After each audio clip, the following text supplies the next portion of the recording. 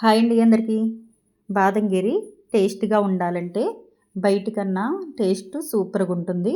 ఇలాగ ఒకసారి ట్రై చేయండి. ముందుగా స్టవ్ ఆన్ చేసి స్టవ్ మీద ఒక గిన్నె పెట్టుకుని ఓ లీటర్ వరకు పాలు పోసుకోండి.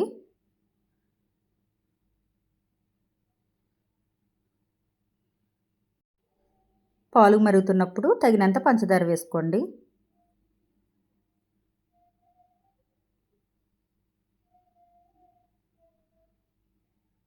పంచదార వేసుకుని ఒకసారి గరిటెతోటి తిప్పుకోండి.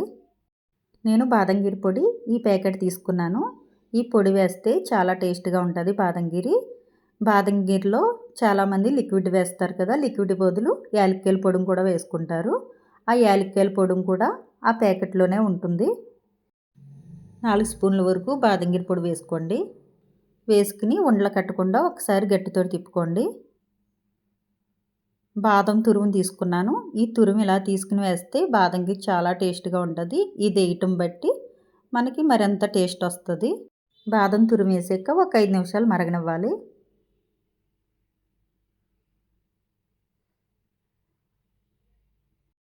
బయట కన్నా టేస్ట్ సూపర్‌గా ఉంటుంది. ఇలా ఒకసారి ట్రై చేయండి.